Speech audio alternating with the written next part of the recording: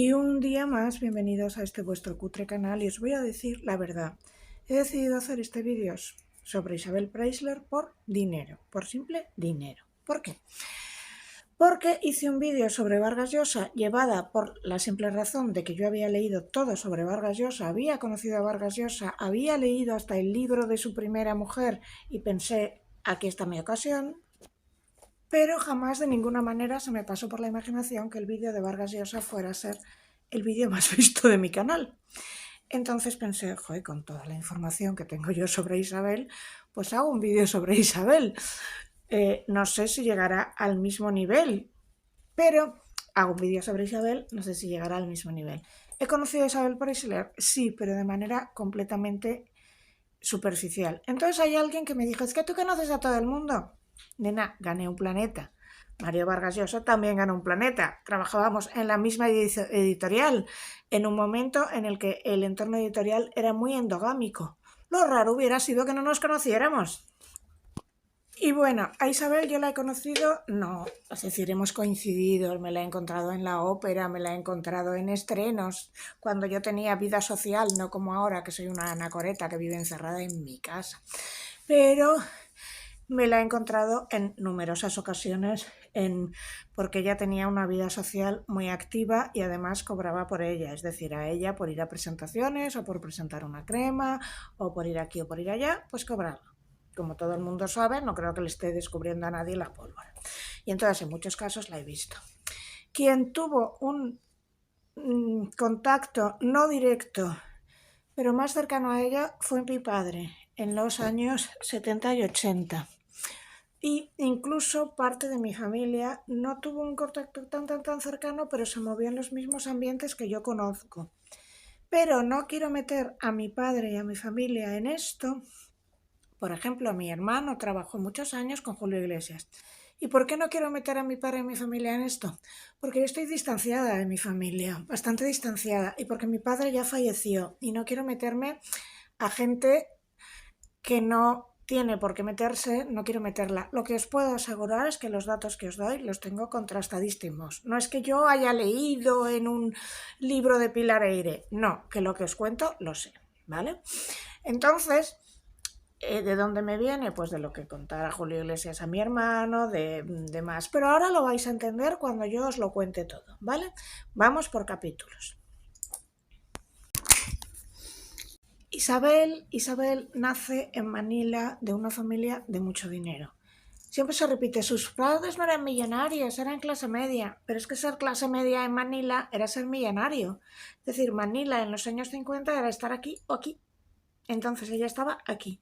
De hecho, ella se movía en el entorno de Imelda Marcos, de la presidenta. Era una chica de muy buena familia. Y tenía una familia muy católica. Yo nunca supe si la familia era exactamente del Opus, el resto lo imagináis. Hay palabras que no digo, no solo por no buscarme una demanda, sino para que no me demoneticen. Pero realmente pertenecían a una congregación religiosa, fuera la obra de Dios, fuera el camino catecumenal, fueran los legionarios, no lo sé cuál era, pero pertenecían a una congregación y la madre era muy estricta. Y entonces Isabel iba de su casa al colegio, de colegio a casa, y si no estaba muy controlada. Tenía vida social, pero estaba muy controlada. Entonces lo que sucede es que a los 17 años se enamora de un playboy, cuyo nombre no recuerdo, pero que pondré aquí, que se apellidaba Kanagua o algo así. Un hombre 15 años mayor que ella. Creo que era algo así como Juni Kanagua, pero me puedo equivocar. Un nombre parecido. Entonces, ella le veía en verano, no iba al colegio, porque en invierno era colegio, casa y eventuales fiestas, pero no muchas. Pero ella estaba muy bien relacionada. Y cuando ella llega un día, el verano, empieza a tener una relación con él que se relaciona sobre todo en el club de campo. Ella por las mañanas se va al club de campo a jugar al tenis o a la piscina o a lo que fuera. Entonces un día en el club de campo queda con él, cogen una avioneta y se van a la isla privada del señor, que tenía una isla privada. Atención. Bueno, pues la avioneta se estropea y tienen que volver en lancha. Se supone que Isabel iba a volver a las 5 a casa y aparece a las 11 de la noche, porque la avioneta se ha estropeado y han tenido que volver desde la isla 4 horas en lancha. La familia se entera de que Isabel tiene una relación con un hombre 15 años mayor que ella, y además un playboy que parece ser, no lo tengo comprobado, para colmo estaba casado o había estado casado. Y claro, siendo católica no te puedes casar con un divorciado. Bueno, un horror, y entonces deciden que a los 10 días la mandan a Madrid, ¿vale? Y pasamos al capítulo 2, Madrid. Ya he encontrado, y el novio se llamaba Juni Calao, que solo entra en esta historia por esto. La madre de Beatriz se llamaba de Isabel se llamaba Beatriz Betty Arrastia, era una mujer bellísima, las fotos son impresionantes y era como una mujer de la High Society de Manila. Y si Isabel se hubiera quedado en Manila, a Isabel, por cierto, la llamaban Chabeli, si se hubiera quedado en Manila, pues estaba destinada a casarse con un chico de buena familia y ya está, porque estaba educada para casarse. Punto. Nadie pensó nunca que fuera a hacer una carrera ni nada por el estilo. Eso en Manila en el año 67 no se le ocurre a nadie, vamos. Y era una chica muy mona que vivía en Barcelona, no en Manila, y esta era su vida. Y si no hubiera pasado esto, pues se hubiera casado con un chico de buena familia y allí se habría quedado viviendo una vida muy, muy, muy acomodada. Pero como sucede esto, la envían a Madrid. Ahora tengo que explicar cómo era el Madrid de los años 70. Ella llega a Madrid en el 68 o 69, no queda muy claro. Y el Madrid de los años 70 era un Madrid muy particular. Ahora Madrid tiene la comunidad entera, unos 8 millones de personas, no queda muy claro porque hay mucho inmigrante no empadronado, y la capital, censados 3 millones, pero en realidad tiene 4 millones. Y Madrid ahora es un hervidero y muy mezclado, pero entonces Madrid era muy clasista, muy dividida, el centro era lo que llamaban el cogollito y la periferia estaba dividida en Puerta de Hierro y La Moraleja, que era lo más, y un montón de barrios, Usera, Carabanchel, Pozo del Tío Raimundo, que eran lo peor, pero el cogollito, lo bueno, vivía en Barrio de Salamanca, ¿vale? Para acceder a la clase más alta había dos maneras de llegar: ser rico o entrar a partir de una organización religiosa. Por ejemplo, el Opus Dei lo que hacía era siempre becaba a alguien que fuera muy listo, porque sabía que de ahí podía sacar un futuro ministro, pues en la época en la que los ministros tenían que salir de una carrera con matrículas de honor todo, cosa que ahora no sucede. Ahora cuanto más inútil sea el ministro, tanto mejor, pero entonces no. Entonces se podía acceder a esos cogollitos o bien porque hubieras nacido de una muy buena familia o bien porque hubieras accedido de otra manera, que fue el caso de mi padre. Mi padre, que venía de Bermeo, que era un pueblo de pescadores perdido de la mano de Dios, entró en jesuitas, tuvo las mejores notas, los jesuitas le becaron a Deusto, donde fue el mejor estudiante, de ahí llegó a Inglaterra y cuando volvió a España era un señor que había estado trabajando en Inglaterra, que hablaba 3 idiomas, cosa impensable en la época en España, que venía de Deusto con todo sobresalientes, pues entró directamente al cogollito sin venir de dinero, ¿vale? Mis hermanos, que habían estudiado en jesuitas con las mejores calificaciones posibles, entraron directamente al cogollito. Mis hermanas, que fueron jesuitas, entraron directamente al cogollito. Yo, como me negué a ir a jesuitas, ahí me quedé. Sin embargo, yo de pequeña el cogollito lo he llegado a conocer. ¿Qué era el cogollito? Era como le llamábamos nosotras, ¿no? Pues que consiguieras emparentarte o relacionarte con el hijo de... Me voy a quitar las gafas que hacen, ¿cómo se dice? Reflejo. Con el hijo de un marqués, con marqueses, con gente que viviera en el barrio de Salamanca de toda la vida, y voy a explicar esto. Barrio de Salamanca no puedes ir y comprarte un piso tal cual. Ahora los venezolanos lo hacen y los chinos y más gente. Pero entonces tenía que morirse alguien para que tú pudieras. Llama mucho la atención el caso de Mónica García, que es en principio comunista de salón y supercomunista y que tenía un ático en Retiro, barrio de Salamanca, dando las ventanas al Retiro. eso es que tienes que tener unas conexiones increíbles, ya no es lo que puedas pagar, es cómo lo has conseguido. Entonces, claro, era reírse mucho de esta señora. Nada en el Canoe, que es un club de natación, tiene un ático en el Retiro y tiene un chalet en Camorritos. Camorritos era una concesión fascista, es decir, franquista. Es decir, Franco personalmente decía, le doy esta concesión a esta persona, ¿vale? Pues eso era Cogollito. Cogollito era tener un chalet en Villalba, era pertenecer a un grupo muy particular, que siempre era religioso.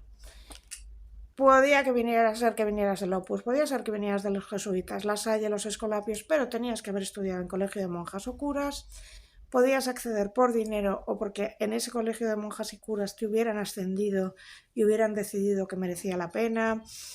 Bueno, en cualquier caso, es un mundo que he conocido y del que puedo hablar, y cuyos códigos desde fuera no se entienden, y no puedes entender lo que le pasó a Isabel si no entiendes ese código, ¿vale? Bien, esta chica viene de un sitio donde no la dejaban salir de casa. Y cuando intenta un poco de libertad y hace esa aventura de irse con un señor, subirse a una avioneta, ir a pasar un día en una isla, es cuando la pillan y la mandan aquí para cortar toda relación con ese señor, porque ahora hay internet, ahora podrías hacer un FaceTime, mandarle emails, comunicarte por el teléfono y esa relación no pararía, pero una vez la mandan a España, es que como mucho le podrías mandar cartas y escondiéndote para bajar al buzón, pero ni siquiera una llamada por teléfono a Manila era espectacularmente cara, y eso si consiguieras hacerla, porque si vives en casa de tus tíos no te van a poner el teléfono en la habitación.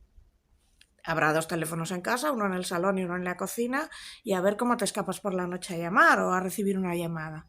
Entonces, esta chica que estaba educada en esto, en el control, en la falta de libertad, llega a Madrid y empieza a vivir una libertad más controlada, pero una libertad que no ha vivido. Y empieza a salir con el cogollito máximo. Se hace amiga de Carmen Martínez Bordiú, que es la nieta del dictador. O sea, ella entra directamente al círculo de la nieta de Franco. Hazte la idea. O sea, entra a lo mejor de lo mejor y a las fiestas más importantes de España. Y en ese momento es donde conoce a Julio Iglesias. Vamos a explicar de dónde viene Julio Iglesias. Julio Iglesias no viene de familia rica. Su padre es un señor que se labra todo como esfuerzo, como mi padre. En el caso del padre de Julio Iglesias, es un señor que es médico y que ha estado en la Falange y que ha estado a punto de ser fusilado durante la Guerra Civil, de forma que el gobierno franquista le premia y le asciende y le coloca como el director de la maternidad de O'Donnell. En la maternidad de O'Donnell de entonces, por entonces, era una maternidad para personas pobres, era una maternidad de la Seguridad Social.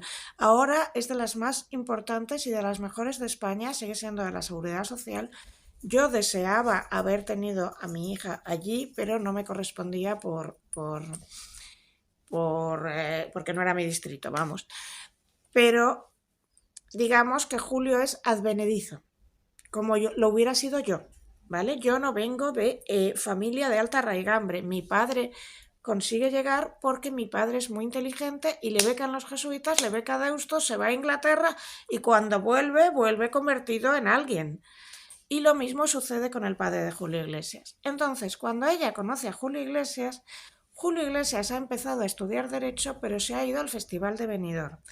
La historia de que ella es una malvada atrapamoscas que conoce a un señor rico y lo caza es mentira, porque en ese momento ella está mucho mejor situada que Julio Iglesias, 1000 veces.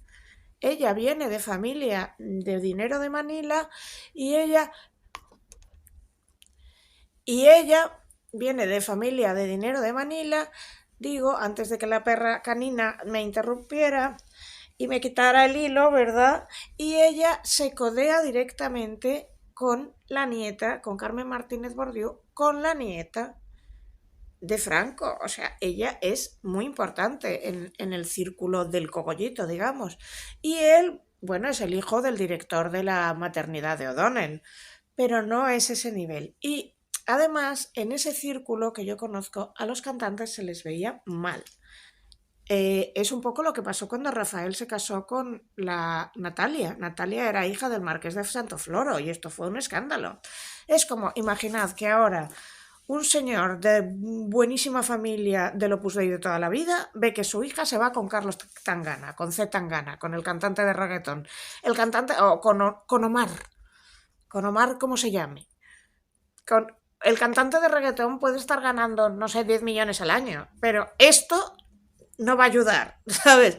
Entonces, Omar Sánchez se llame, como se llame, el cantante de reggaetón, no sé, Bad Bunny, cualquiera que gane mucho dinero, imagínate, a lo más rancio de la sociedad madrileña no le va a hacer ninguna gracia. Pues en aquel momento ella conoce a Julio y no tienen una larga relación. Se conocen 6 meses en las que se ven 10 veces contadas, o igual 12 como mucho, porque Julio estaba haciendo giras. Voy y vengo, y la relación era telefónica, pero no era que tenían un móvil, era que de vez en cuando Julio llamaba a la casa de los tíos de ella y ella podía coger el teléfono, y ya, entonces era un poco un escarceo que ella había tenido. Un escarceo con el cantante de moda, pues en ese momento en que ella está disfrutando de una libertad que nunca había tenido en Manila y viviendo la vida. Y con tan mala fortuna que ella se queda embarazada. Ella no quería casarse. Primero, sus padres se llevaron tal disgusto que ni siquiera fueron a la boda. Porque, Dios mío, se estaba casando con un cantante.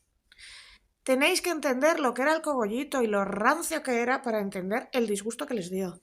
Segundo, ella no quería porque se planteó dos alternativas, porque en aquel momento, en 1971, que es cuando ella se casa, no existe el divorcio. No existe el divorcio en España, no llegaría hasta 10 años más tarde y nadie se planteaba que fuera a existir. Entonces, si se casaba con este señor, se casaba para toda la vida, no había marcha atrás. Y era un chico al que casi no conocía. Entonces se planteó dos alternativas. Le planteó a Julio, nos vamos a vivir a Estados Unidos, no nos casamos o nos casamos por lo civil allí, que hay divorcio, y luego Dios dirá. Y Julio no quiso. No quiso porque su padre, el doctor Iglesias Puga, se dio cuenta del braguetazo que podía pegar Julio. O sea, que si tenéis esta idea de que esta es la cazafortunas, no.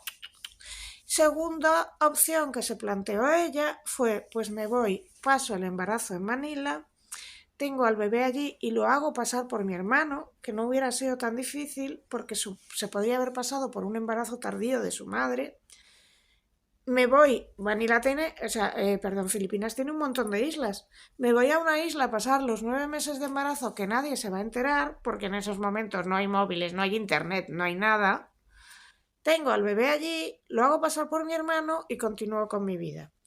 Os parecerá una cosa desaforada y completamente novelesca, pero era algo que se hacía mucho en la época. O hacerlo pasar por tu hermano, que era súper común, por ejemplo, Jack Nicholson creía que era el hermano de su madre, o darlo en adopción, que era algo que ya no se planteaba, eso hay que decirlo.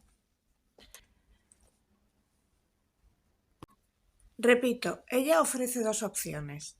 La opción primera que le ofrece ella a Julio es nos vamos a Estados Unidos, porque Julio ya se movía mucho con Miami, allí nos casamos por lo civil, pero no por la iglesia, tenemos al hijo y ya se verá. Pero el padre de Julio dice que no, porque el padre de Julio ve la oportunidad de casar a su hijo con un mirlo blanco. Ella no era ninguna cazafortunas, dejémoslo claro. Segundo, que ella se plantea es me voy a Manila, tengo a mi hijo allí, lo escondemos, lo hacemos pasar por mi hermano y ya está. Que no es una cosa loca, que se hacía mucho en la época, que no era raro, que muchísimas niñas que se quedaban embarazadas hacían esto. Pero la familia de ella dice que de ninguna manera. Entonces ella se casa y se pasa toda la ceremonia llorando. Toda la ceremonia llorando. Porque no se quería casar. Entonces todo el mundo piensa que novia más bella, llora de alegría. No. Para colmo, no aparecen sus padres, que están enfadadísimos porque se ha casado embarazada con un cantante. Está aisladísima. Y dicen que el niño ha nacido en septiembre. la niña nació en agosto, pero esto se ocultó. Ahora sería imposible, tendrías paparazzi detrás, habría teléfonos móviles, allá donde fueras te seguirían, pero estamos hablando del año 71, que no era tan fácil. Así que ella tiene la niña en agosto, se dice que ha sido en septiembre para ocultar la realidad, se vende una moto de que se casaron enamoradísimos y que por un flechazo se casaron a los 6 meses de conocerse, cuando en realidad apenas se conocían, se habían visto poquísimas veces porque él estaba de gira y se casaron porque ella estaba embarazada. Tan conservador es el mundo en el que están que durante 20 años, y yo creo que todavía, hay gente que cree en la primera versión, que era, se casaron muy rápidos porque era la fuerza del amor y no les quedó otra, y la niña nació en septiembre. No, la niña nació en agosto, y esto se supo cuando a su hermana Tamara se le escapó. Chabeli nació en agosto. La pobre Isabel se encuentra embarazada, que tiene un niño sola en España, y tiene que vivir con los Iglesias Puga. Y la madre de Julio Iglesias le pone el apodo de la China, apodo bastante racista, como veréis. La vida de la pobre chica desde entonces es un sinvivir, pero ved que se repite una cosa. Ella tenía una vida en Manila en la que estaba muy controlada, intenta un conato de libertad, la pillan, la mandan a España, vive un conato de libertad en el que puede salir, tener fiestas y tal, se queda embarazada, vuelve a un sistema de reclusión en el que ella vive en España pero controlada por la familia Iglesias Puga, los padres de ella. La madre del señor Iglesias la tenía bastante controlada, ella lo pasaba tremendamente mal, según cuentan, y Jaime Peñafiel cuenta que Julio Iglesias lo que hacía era venir a España, se hacía una foto con la portada, le hacía un niño a Isabel y se iba. Tuvieron 3 hijos en muy poco tiempo, es decir, ella, la primera niña, la tiene con 20 años y los 2 segundos los tiene con una diferencia de 2 años, es decir, tiene 3 niños en 6 años. En una vida muy triste, en la que vivía más o menos sola, pero controlada por los suegros, el señor Iglesias Puga y su mujer, alias Charo. El señor Iglesias Puga le ponía cuernos a su mujer de toda la vida. Esto se sabía y más o menos todo el mundo esperaba que Isabel siguiera el mismo sistema, que soportara que su marido Julio le pusiera cuernos con todo lo que se movía, que esto le llamaban las correrías, y que ella, como buena mujer católica y cristiana, lo aguantara con serenidad cristiana. Y esto hizo durante un tiempo, pero al final se cansó. ¿Cuál es la versión? Bueno, entonces, pasemos al capítulo 2, el Marqués de Griñón. Espero que os fijéis bien en esta foto de aquí porque veréis cómo era ella antes y cómo se ha operado desde entonces. No recuerdo qué malvado periodista decía que tenía nariz de patata y que se la había quitado. A mí me parece que ya era bastante monilla, pero es cierto que se ha operado mucho. Como os digo, en principio Isabel vive en la casa de los padres o al lado, no recuerdo muy bien, si no es en su casa exactamente, vive al lado de los padres de Julio, porque como Julio está siempre viajando, ella tiene a María de Rosario de la Cueva y de Periñat, la madre de Julio, todo el día encima. Entonces esto es durísimo para Isabel, que vive confinada, porque encima Julio, aparte de mujeriego, es celoso, agárrate los machos, porque Julio pretende reeditar el matrimonio que ha visto a sus padres. Esto se llama una función de modelado. Normalmente lo que vemos en nuestra casa inconscientemente lo imitamos de alguna manera. Entonces, Julio ha visto toda su vida a un padre súper infiel con una mujer que está en casa y que se lo permite, que cuida a sus hijos y que en las actividades sociales es su mujer. Los padres de Julio Iglesias llevan exactamente esta vida. Entonces Isabel lo acepta un tiempo, pero al cabo de un tiempo está desesperada, porque además la madre de Julio Iglesias a Isabel no la trata bien y la llama la China. El padre es cierto que sí la quería mucho. El padre de Julio Iglesias, el señor Iglesias Puga, adoraba a Isabel Preisler, porque como buen mujeriego se daba cuenta de la joya que tenía en casa. Vamos. Entonces finalmente llega el Marqués de Griñón. Aquí hay dos versiones. La primera versión es, bueno, es que Isabel se separa de Julio, pasa un tiempo, conoce al Marqués de Griñón e inicia una vida. No, para nada. Y también tendréis una versión que dice que, se conocieron en Marbella en una proyección privada de Fiebre el sábado noche, cierto, que fueron amigos durante un tiempo, no tan cierto, y que luego cuando ella se separó de Julio, el marqués decidió ir a por ella y tras separarse de Jeanine Giraud. No es cierto. Metámonos en la cabeza de Isabel en el año 75, que a esas alturas de la película ella tiene 3 hijos, está desesperada, está muy triste. Su marido le es notoriamente infiel. No puede fingir que no lo sabe.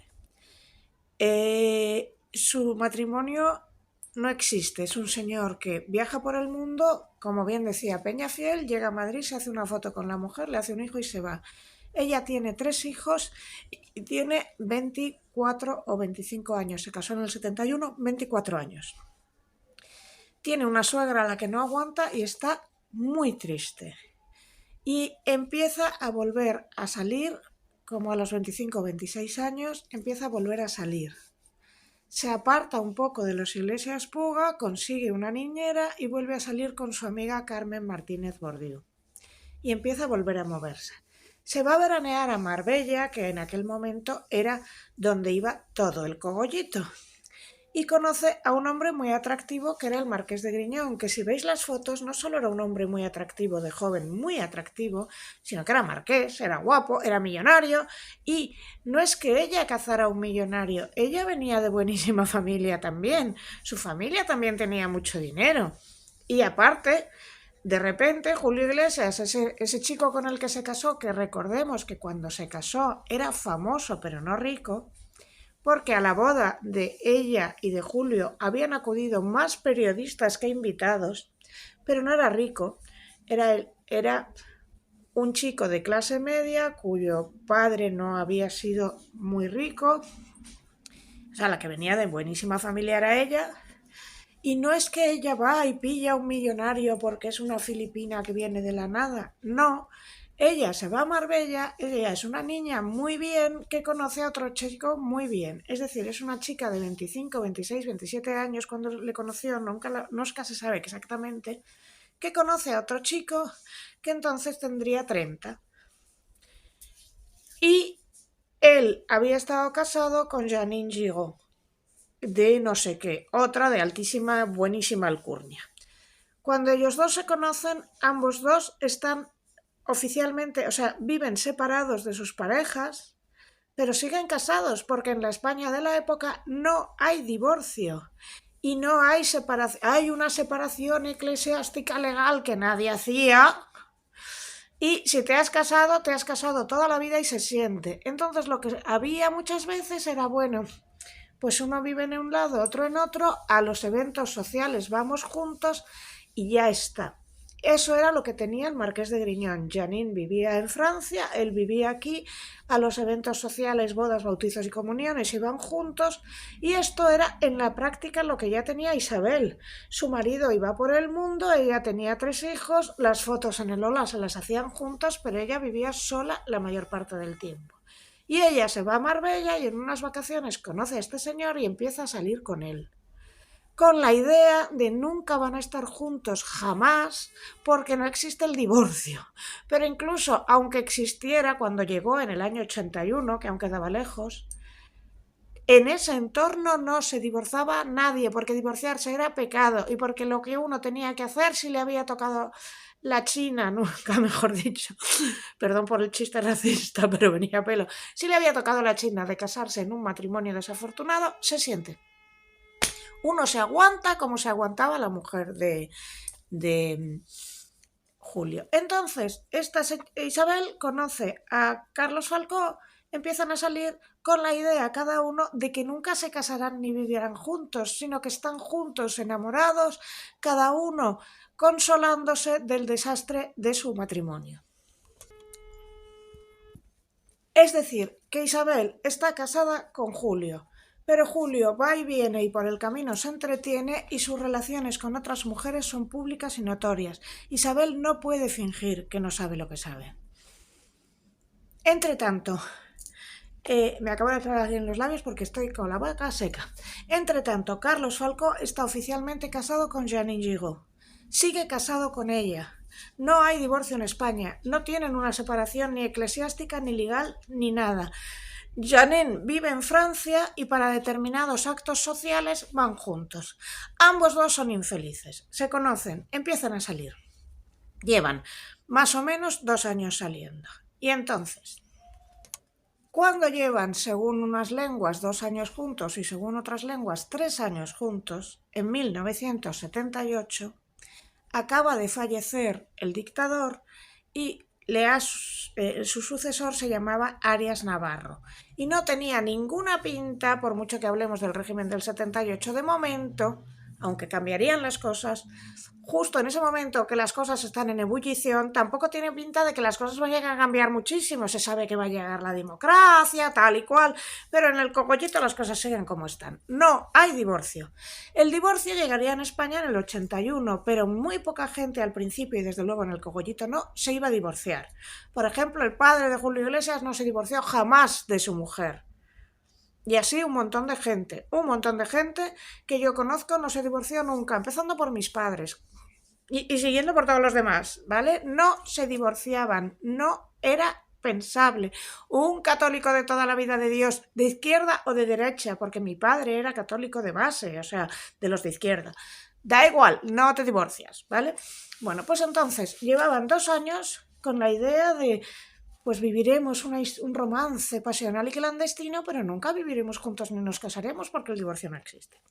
En esas están cuando Jaime Peñafiel, entonces director de Hola, llega a su despacho y en el contestador hay una voz femenina detallándole la relación del señor Carlos Falcó Marqués de Griñón con Isabel, con pelos y señales, datos de sus encuentros, de dónde se encuentran, de dónde han pasado las vacaciones, todo. Jaime llama a Isabel. Isabel se presenta con Carmen Martínez Bordiú. Ellas se sientan, escuchan el contestador, que por lo visto era larguísima la cinta, y no dicen, no, esto es mentira. Se quedan blancas.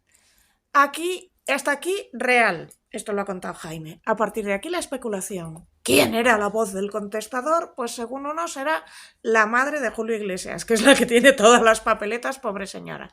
Según otros, era la madre del Marqués de Griñón. Según un tercero, era Jeanine Gigot, la mujer del Marqués de Griñón, que ya me extraña porque esa señora tampoco tenía mayor interés y tenía su vida. Y luego podría ser cualquiera. Es decir, pero quien fuera tenía clarísimo toda la relación. Ellas dos se van. Al rato vuelve a aparecer Isabel y le dice a Jaime Peñafiel, vamos a hacer un pacto. Yo te prometo que a partir de, que tú tendrás la noticia de la separación en el Hola, que yo le daré a Hola un montón de exclusivas, que le daré un trato preferencial, pero no publiques esto. No lo iban a publicar de todas formas. La prensa en aquel momento era muy blanca. De infidelidades no se hablaba. Pero Jaime estaba en una situación en la que podía frenar el rumor. Es decir, podía evitar que ese rumor se extendiera por todo el cogollito de Salamanca si él quería. Entonces ella le pide ayuda para frenar todo eso, para frenar el escándalo, y le dice que si le ayuda y que eso lo frena y que no se publica nada y que no se cuenta nada, ni en 10 minutos ni en semana, porque nunca se hubiera publicado Isabel Preisler sale con el Marqués de Griñón, pero bastaban unas fotos que dijeran la cordial amistad entre Isabel Preisler y el Marqués de Griñón y ya se hubiera entendido todo, ¿vale? Cena cordial entre Isabel Preisler y el Marqués de Griñón o algo así y ya se hubiera hundido todo.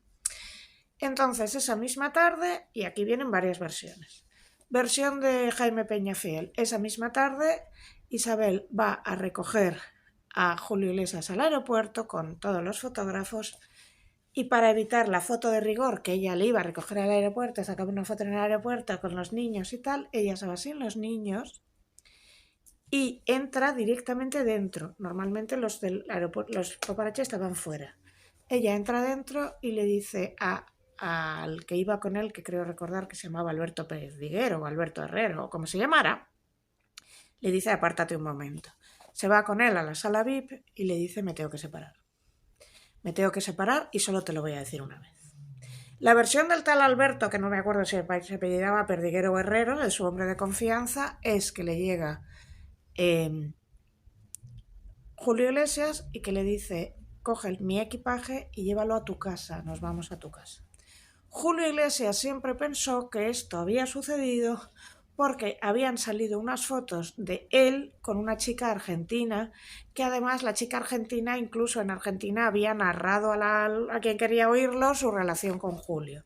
Y Julio pensó que había sido por su infidelidad. Y pensó, menudos arrestos tiene Isabel, pero bueno, se fue. Entonces Isabel le pidió a Julio una separación lo más civilizada posible y le puso todo en bandeja, porque se lo puso muy fácil, porque en aquella época Julio le hubiera tenido que pagar una barbaridad porque le correspondía a ella muchísimo dinero por la pensión matrimonial, dado que ella no había trabajado. Le hubiera correspondido la indemnización, dado que ella no había trabajado nunca. Entonces Isabel le ofrece, solo me pagas la manutención de mis hijos y me dejas una casa y ya me las arreglo yo, pero déjame de separarme. ¿Qué podía aspirar ella? Pues la separación legal, que era una separación, ya está, pero no te podías volver a casar, y ella quiere la nulidad eclesiástica, quiere que el matrimonio se anule. De forma que aquí lo tenían muy difícil, pero se van a Estados Unidos porque ya creo que entonces Julio tenía doble residencia en Miami o como fuera, no me acuerdo muy bien del tema, la consiguen en Nueva York y consiguen una nulidad express diciendo efectivamente que se habían casado a los 6 meses de conocerse, que ella prácticamente no le conocía y que no sabía dónde se metía. La nulidad matrimonial, esa es una de las razones para la nulidad, que se pruebe que uno de los contrayentes del matrimonio no sabe dónde se mete. Entonces, ella consigue una separación express gracias a que le ofrece a Julio un acuerdo tan bueno, porque Julio entonces estaba ganando una millonada. Le ofrece, mira, no te voy a quitar la mitad de tu fortuna, que hubiera podido llevarse la mitad de lo que había ganado, porque se habían casado en gananciales, ¿sabes? Porque ella lo que quiere, como sea, es separarse. Entonces consigue este acuerdo. Todos los que estáis llamando a Isabel Cazafortunas, por favor, tened esto en cuenta. Que pudiendo haberse llevado una millonada de la época porque Julio estaba ganando muchísimo dinero, porque entonces no había Spotify, se vendía por disco y Julio era un superventas, le dijo no me llevo nada, pero déjame separarme. Julio ve que si la ocasión la pinta en calva, él la va a coger de los sobacos si hace falta, pues accede y se divorcian en un tiempo express. Y de ahí se inicia la colaboración especial que ha tenido siempre Isabel con el Lola, porque ella le ha dado a Lola esta situación especial, les ha regalado que a partir de entonces haya una colaboración con ella. A partir de ahora se inicia el momento Carlos Falcó. Quiero que tengáis en cuenta una cosa. Vamos a ver la trayectoria de Isabel. Vive en Manila, vive con una familia muy conservadora que la tiene atada en corto. Intenta una escapada con su primer novio. La pillan, la envían a Madrid. Madrid tiene un breve periodo de menos de un año, quizá 2 años, de felicidad en el que puede salir, en el que tiene una vida, en el que tiene amigos, en el que entra y sale. Cuando zas se queda embarazada, vuelve a quedarse en un sitio encerrada, sometida al control de la madre de Julio, triste, con un marido que además es público y notorio que le es infiel, muy triste, y al fin ha conseguido una separación y ha conseguido su libertad. Y repito, no es ninguna cazafortunas porque renunció a todo el dinero de Julio con tal de tener su libertad. Consigue su libertad. Cualquier otra mujer hubiera dicho, ya tengo 3 hijos, hasta luego, Lucas. O sea, ya tengo una vida, ya tengo 3 hijos, ya está. Pero el marqués estaba de verdad enamorado de ella, estaba muy enamorado de ella. Entonces el marqués, cuando ve que ella consigue la nulidad eclesiástica, dice, pues hago lo mismo. Pero no era algo que él se había planteado. Nunca, ninguno de los dos se habían planteado casarse en los 2 años que llevaban juntos. El marqués había conseguido la nulidad matrimonial en el 71, perdón. Ya tenía la nulidad matrimonial en el 71. Cuando conoce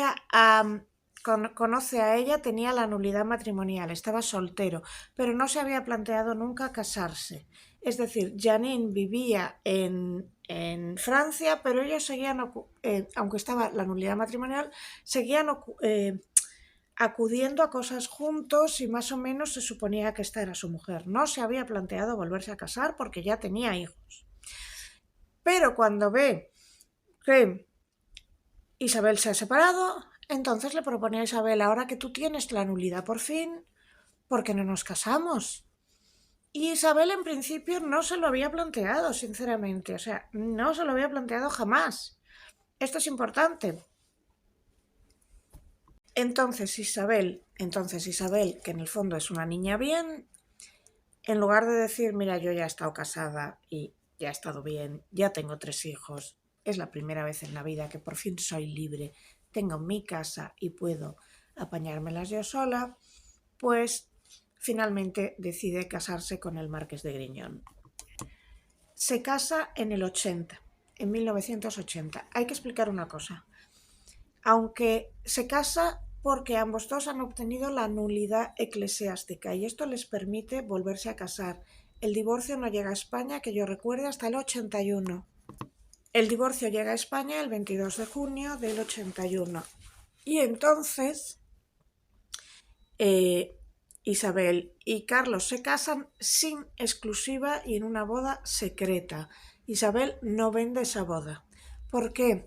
Porque estaba mal visto. Pese a que ambos contrayentes tuvieran la nulidad eclesiástica y pudieran hacerlo, en sus círculos casarse una segunda vez era impensable. O sea, no te puedes imaginar. Esto, bueno, es que ella era una mujer que se había casado con un cantante. Ya sé que a ojos modernos os parece que estoy hablando del siglo XIX, pero es lo que yo he vivido. Y bueno, él había estado casado con otra y él también. Sí, vale, Rocío Jurado había obtenido la nulidad eclesiástica, no, eso fue más tarde. Y sí, las folclóricas se volvían a casar, pero una persona del cogollito volviéndose a casar. Pues esto estuvo muy mal visto y pues por eso lo hicieron en privado. Y la madre del marqués de Griñón también le cogió ojeriza a la pobre Isabel y también le llamaba la China. Isabel nunca utilizó el título de marquesa de Griñón, jamás, aunque lo podía haber usado. En las portadas de Lola decía Isabel Presley y el marqués de Griñón, nunca dijo los marqueses de Griñón, nunca usó ese título. Todos los que la llamáis cazafortunas, advenediza y demás, hay que dejar claro que ella jamás usó ese título, nunca. Entonces, a partir de aquí, entra Miguel Boyer. Primero tenemos que hablar de Mona Jiménez. Mona Jiménez fue la responsable de que se conocieran Isabel y Miguel Boyer. Y se conocieron en una fiesta en casa de Mona Jiménez. Pero voy a volver a Mona Jiménez después. Antes quiero contar una cosa. Cuando Isabel se casa con Carlos Griñón, Isabel no había vivido nunca con él. Isabel había tenido una relación clandestina en las que ellos se veían en Marbella, en fiestas, en hoteles, además en hoteles, algunos de los hoteles luego serían los hoteles con los que se vería con Miguel Boyer, uno muy famoso, el Eurobuilding, que ahora no es nada importante, pero el Eurobuilding de Capitanaya entonces era el hotel más top de Madrid, por encima del Ritz y por encima de cualquiera. Bueno, y en cualquier caso, pues ella se casa sin... Claro que le conoce, ha estado 2, 3, no se sabe cuántos años, si se casan en el 80 y debían llevar juntos desde el 75, pues 5 años, pero 5 años de relación clandestina, no han convivido. Entonces, cuando se casan, él reside en su finca de Malpica, en Toledo. Ahora a Toledo llegas en AVE en 1 hora, incluso en 40 minutos. Y a Malpica te coges otro tren y estás en 20 minutos. Esto es ahora. En los años 80... no había un AVE a Toledo. Para llegar a Malpica podían ser 3 horas, porque tenías que llegar a Toledo y luego coger un Land Rover y meterte por unos caminos de unas carreteras secundarias de los años 80 que no puedes imaginar para llegar a Malpica, a la finca. Esto quiere decir que te habías ido al campo a retirarte. Este señor tenía una finca maravillosa, preciosa, increíble en el campo con vacas, ovejas y donde se hacía el famoso vino Marqués de Griñón. Pero claro, es decir, ahora que por fin tienes libertad, ahora que por fin puedes salir, ahora que por fin puedes hacer de tu capa un sayo, ¿qué sucede? Que te vas a vivir al campo aislada. Entonces ella empieza a tener todas las excusas del mundo y se las busca para venir a Madrid. Que si tengo que hacer unas fotos para el Ola, que si tengo, todavía no estaba con Porcelanosa, que yo recuerde, que si tengo que cenar con Carmen Martínez Bordiú, que si tengo que hacer tal y cual. Y claro, no era voy a Madrid, ceno con Carmen o hago unas fotos y me vuelvo, porque volverse a Toledo, a Malpica, era complicadísimo. Entonces, cuando ella venía a Madrid, se tenía que quedar. En una de estas es cuando se le ocurre autoinvitarse a una cena en casa de Mona Jiménez. Mona Jiménez era una periodista peruana que se hacía llamar periodista, pero que en realidad no era una periodista tan importante. Hubo mucho tiempo en el que se sospechó que podía ser una espía, eso se dijo, nunca se supo. Pues bien, Mona Jiménez era una periodista, se suponía, pero nadie, es decir, sí, hacía artículos, pero todo el mundo pensaba que era espía, porque venía de una buenísima familia de Perú y tenía un pisazo enorme en Capitanaya. Y ahora hay que explicar lo que era Capitanaya. Capitanaya ahora es una calle de Madrid cualquiera. Vale, cualquiera no, siguen siendo los pisos caros. En aquel momento Capitanaya era como la novedad frente al Cogollito. El Cogollito, el barrio de Salamanca, eran los pisos de toda la vida de la gente de bien. Pero Capitanaya eran unos pisacos. O sea, yo he estado 2 veces en Capitanaya, una en la casa del entonces director de Televisión Española, Ezcurra, en casa de su hija. Era como tener un super chalet, pero en el centro de Madrid. Eran casas dúplex, 400 metros abajo, 400 metros arriba, inmensos, inmensos, en el que toda la parte de abajo era una cocina, un salón, un campo de juegos, lo que sea, y arriba estaban las habitaciones. Pero eso en pleno centro, no te tenías que ir fuera. Tener una casa en Capitanaya era ser muy rico. Ahora no sé, porque ahora se han dividido las casas y se hacen varios apartamentos, ya no es lo mismo. Pero en Capitanaya también estaban los clubs de comercio carnal más caros de Madrid.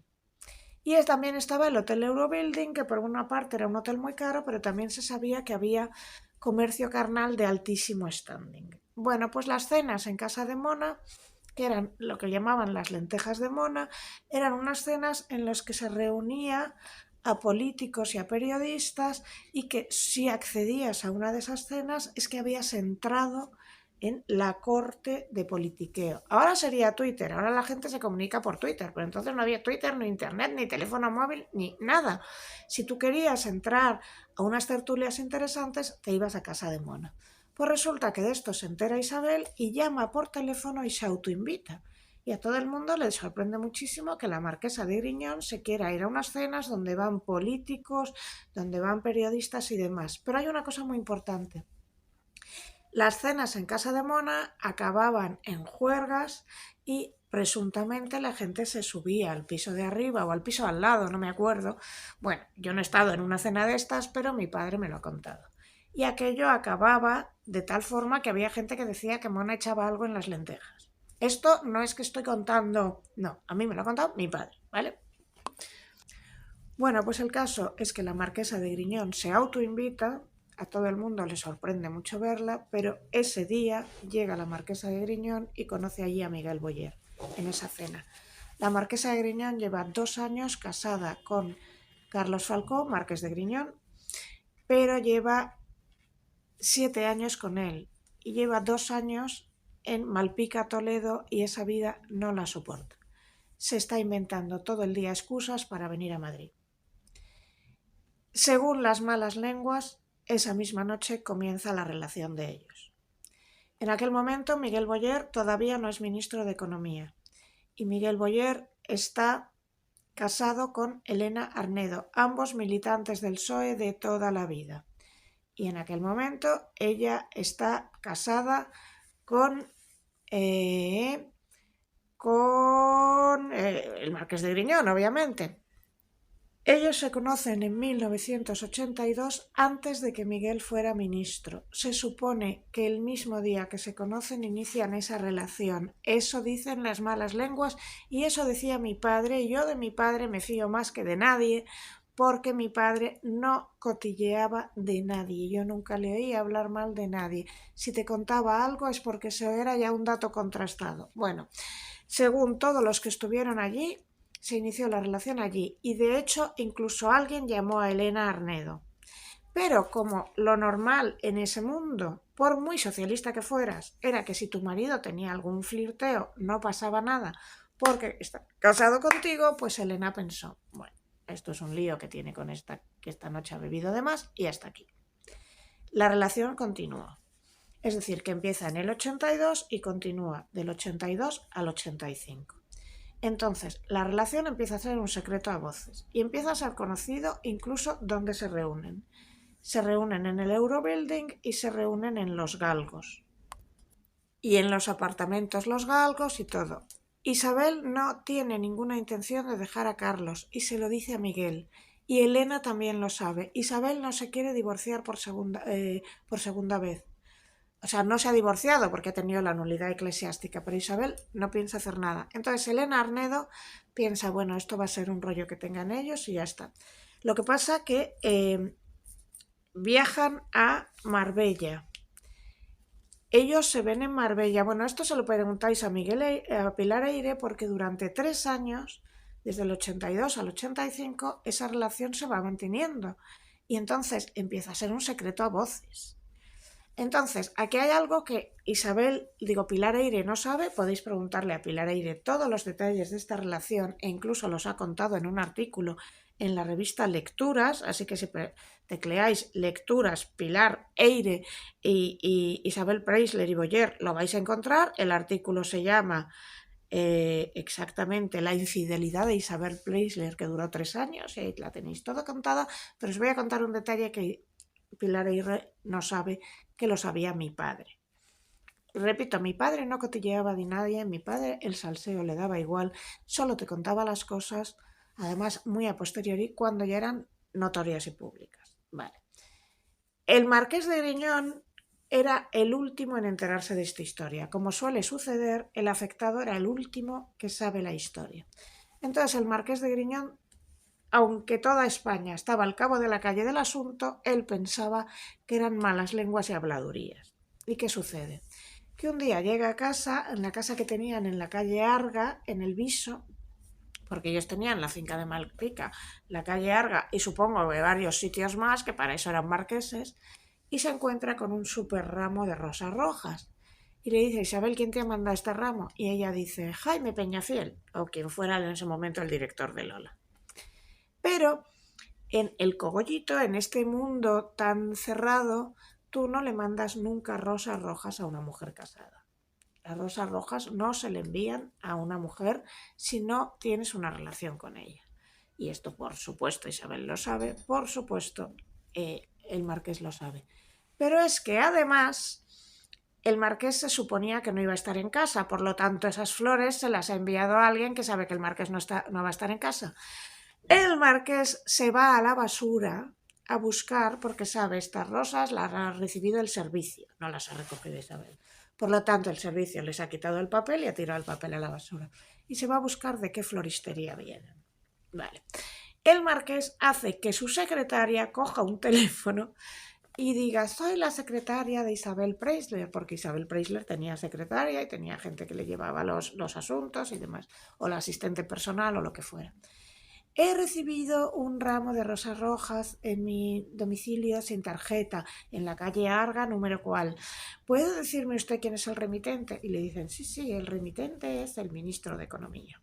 Es en ese momento cuando el señor Carlos Griñón confirma lo que ya Carlos Falcó Marcos de Griñón confirma lo que ya era un secreto a voces.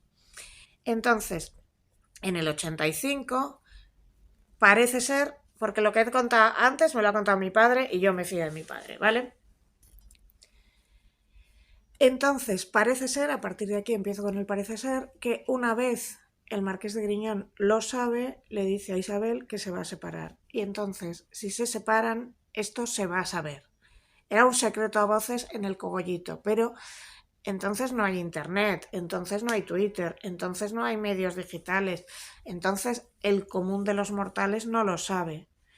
Pero si el marqués se separa, se va a saber. Y entonces a Miguel Boyer no le queda otra que dimitir, pero no solo por ella, sino también había tenido un montón de broncas.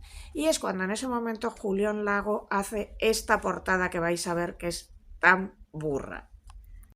Tened en cuenta que la China era como le había llamado la madre de Julio Iglesias a Isabel. La China era como le había llamado la madre de Carlos Falcó a Isabel. Y el sobrenombre de la China se había ya popularizado entre el corro de periodistas y demás, y entre el cogollito. Pero de ahí saltó a los medios. Se la empezó a llamar la China. Yo me acuerdo que yo la llamaba la China.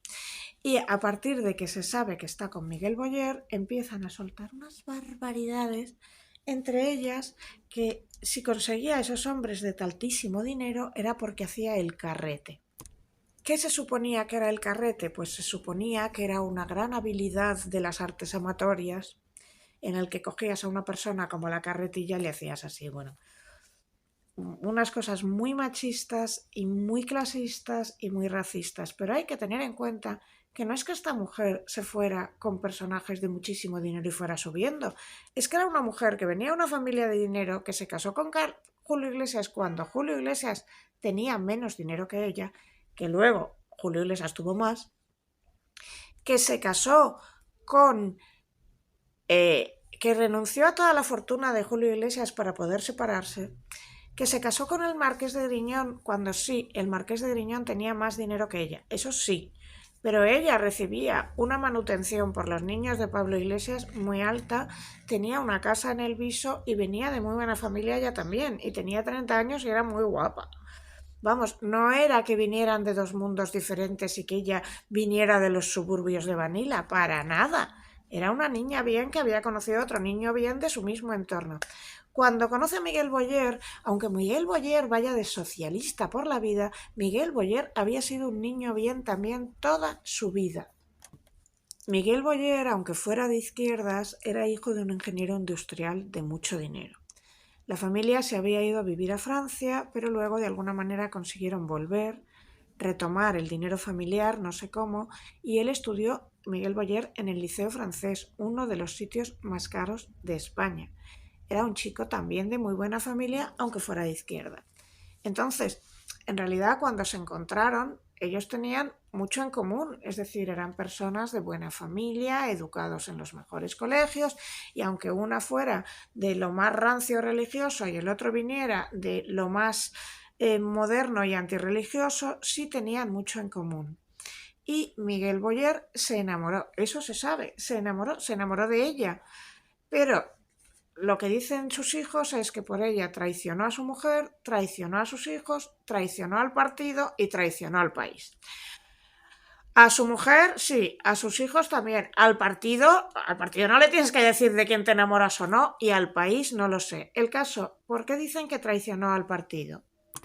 Dicen que traicionó al partido porque cuando él dimite y se va a vivir a la casa de Puerta de Hierro, la casa de Puerta de Hierro es una mansión con 13 cuartos de baño, 16 habitaciones, un salón que inmenso, y fue muy famoso lo de la caseta para el perro que tenía calefacción, que en realidad es que salía una tubería y pusieron la caseta para el perro encima, de forma que el perro durmiera caliente, lo cual a mí me parece bien, a mí me gustan los perros, tengo 2 perros. Tenía 2 piscinas y estaba en Puerta de Hierro, lo más caro de Madrid. Esa casa hoy vale 9 millones de euros, probablemente ya está en 10, dado cómo suben los precios en Madrid. Era una mansión.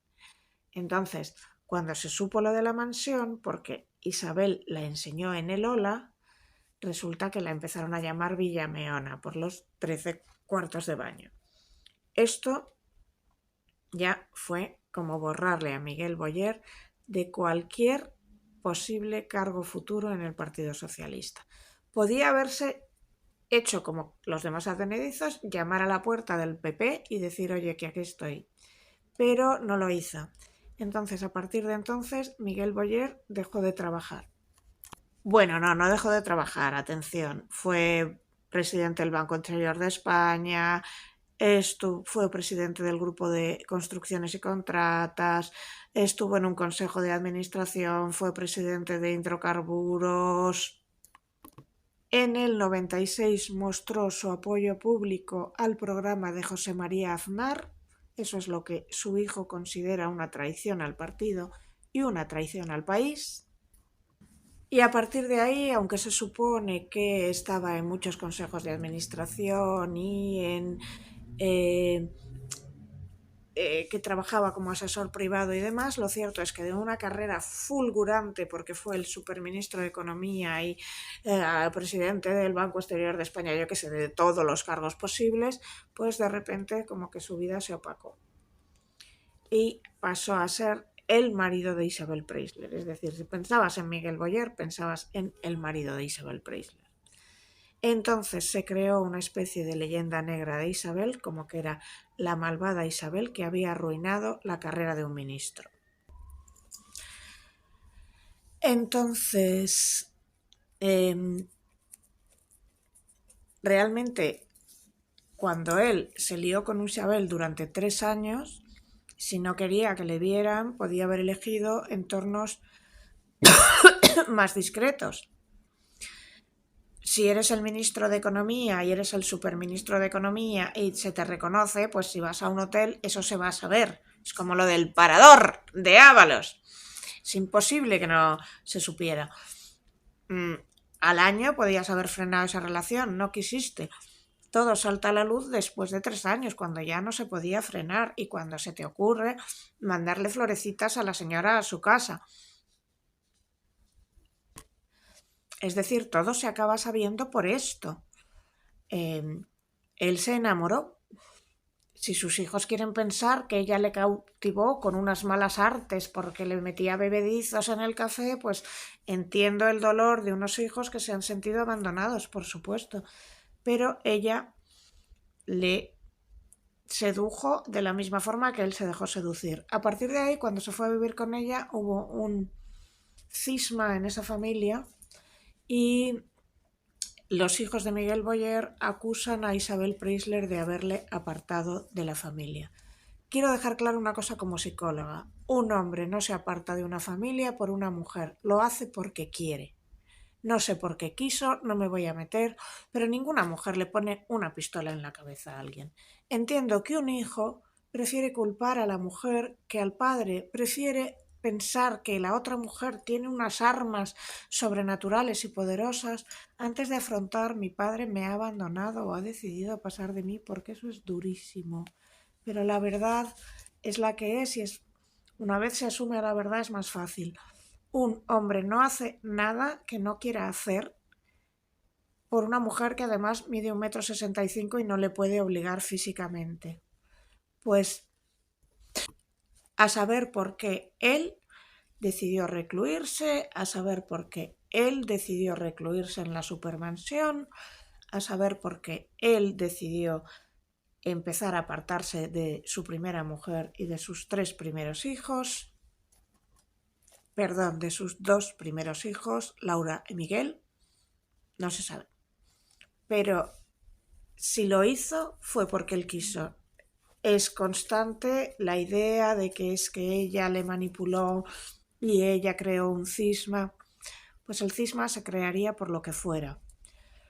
Pero él es el que podía decidir, mira, es decir, si por ejemplo, la relación de Isabel Preisler con Julio Iglesias es muy buena. La relación de Isabel Preisler con Carlos Falcó siempre fue muy buena, pese a el destrozo que le hizo a Carlos Falcó, que estaba muy enamorado de ella. Miguel Boyer podía haberse esforzado por haber mantenido una muy buena relación con Elena Arnedo y con sus hijos. Podía haber cogido un coche y presentarse en casa de sus hijos. Yo no sé qué sucedió allí, no tengo ni idea de quién dijo a sus hijos nada, ¿vale? Yo vivo una situación parecida, que no puedo hablar mucho, en la cual, pues, no voy a hablar, pero digamos que el padre de mi hija no mantiene la mejor relación posible con mi hija y no le voy a culpar a la nueva esposa del padre de mi hija.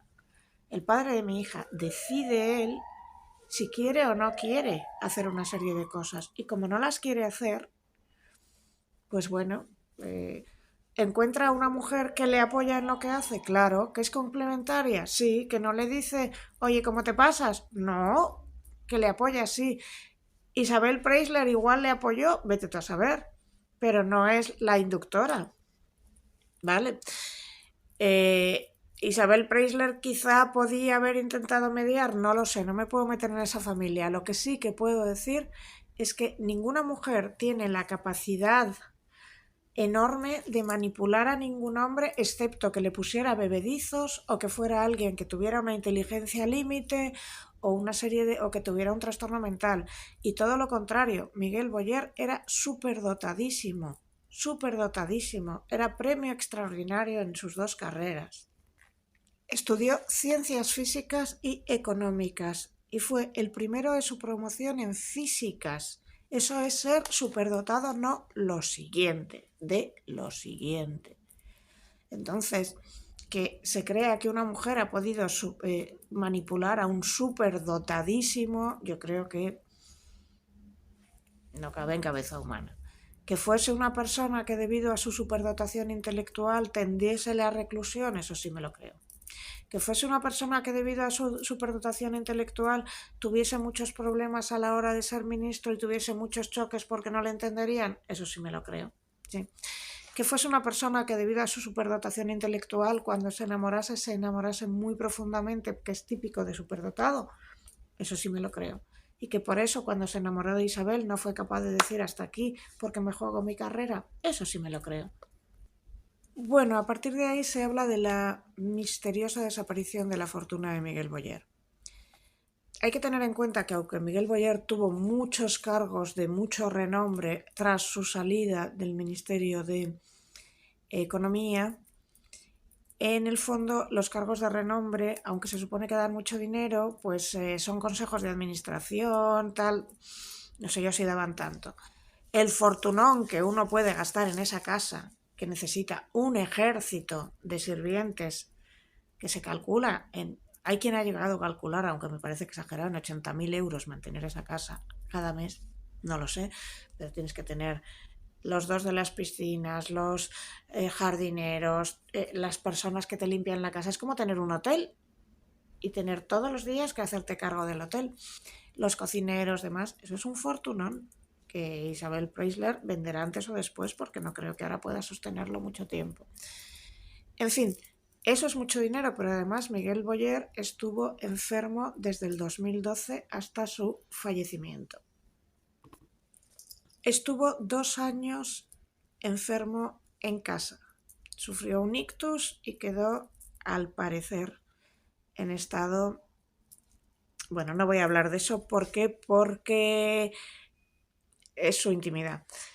Pero se calcula que esto eran 10.000 euros al mes, es decir, 120.000 euros al año es mantener un paciente así en tu propia casa. Porque son unos aparatos y porque son 3 personas que tienen que cuidarle la mañana, la tarde, la noche. Y si lo haces bien, si no te traes a la típica persona en negro que no tiene ni idea, si contratas con su seguridad social a personas que realmente saben y que tienen las credenciales necesarias para hacerlo, esto no baja de 10.000 euros. Si realmente le pusieron una habitación preparada para ello, con sus aparatos, con su neuropsicólogo, con una persona, pues con 2 personas o 3 que estuvieran 24 horas al día de guardia, esto podían ser 10.000 euros al mes, que son 120.000 euros al año. Es mucho gasto. Ahí te podías haber comido la fortuna. Yo no lo sé. Yo lo que veo es que se creó una especie de misterio sobre Isabel como la viuda negra de España y como una persona que iba captando a gente y fagocitándola, y lo cierto es que en principio sus primeros maridos, o sea, los 3 maridos que tuvo, Julio, Carlos y Miguel, no eran personas con más dinero que ella. Ella, cuando conoce a Julio, ella tiene mejor posición al menos. Cuando conoce a Carlos, están en la misma posición. Puede que Carlos Falcó tenga, sí, más dinero que ella, pero no mejor posición. Y cuando conoce a Miguel Boyer, bueno, Miguel Boyer es el superministro, pero ella es la reina de corazones. Y Miguel Boyer lo deja caer todo porque él es el que no corta esa relación de base. Cuando pasan 3 años y todo el mundo lo sabe, en lugar de decir corto esta relación, corto de raíz y dejo de enviar flores a esta señora y de verla en el Eurobuilding porque esto va a estallar en cualquier momento, continúa con la relación hasta que estalla. Hay una cosa muy importante aquí que dice Juan Luis Galiacho. Dice que si Miguel desapareció fue porque enfermó y de repente Isabel no le podía dejar. Tenía que estar unida a él para el resto de su vida porque se hubiera visto fatal que le dejara cuando estaba enfermo. Pero por otra parte hubo un escándalo que se llamaba el escándalo Ibercorp, en el que cayeron, pues en aquel momento, el marido de Carmen Posadas, el Mariano Rubio, el gobernador del Banco de España, y Miguel se libró, según cuenta Juan Luis Galiacho, porque la propia Isabel Preisler, que tenía más contactos de los que parecía, le aconsejó que no se metiera ahí hasta el fondo. Entonces, ellos pasaron de ostentar muchísimo poder a que Miguel Boyer viviera prácticamente recluido en la mansión de Puerta de Hierro. Y todo el mundo se lo achacaba a ella, pero hay que decir que Miguel Boyer se salvó de la cárcel a la que sí que fue su amigo Mariano Rubio, por ejemplo. Esto es ya historia económica de España en la que no me voy a meter. No sigo con la de Vargas Llosa, primero porque ya llevo más de 1 hora y segundo porque está en otro vídeo que se llama La vida amorosa de Mario Vargas Llosa, que podéis encontrar. Y porque ya jamás he hecho un vídeo de 1 hora y me estoy cansando hasta yo. Es muy importante para mí, si este es mi libro, lo podéis encontrar en Amazon. Si lo has leído, deja por favor una buena reseña en Amazon, y si no lo has leído, deja también una buena reseña, porque se mueve por el boca a boca. Si te ha interesado este vídeo y quieres que el canal sobreviva, deja, si quieres, 1 euro aquí o aquí, en PayPal o en Buy Me a Coffee. Si no tienes 1 euro para dejarme, da igual, porque puedes darle like o un comentario. Basta con que digas hola reina, y dejando un like, un comentario, dejando una buena reseña del libro en Amazon, y si me dejas 1 euro tanto mejor, y si no, no pasa nada, pues con esto ayudas a que este canal se vaya moviendo y a que os cuente más salseos la próxima vez. Muchísimas gracias.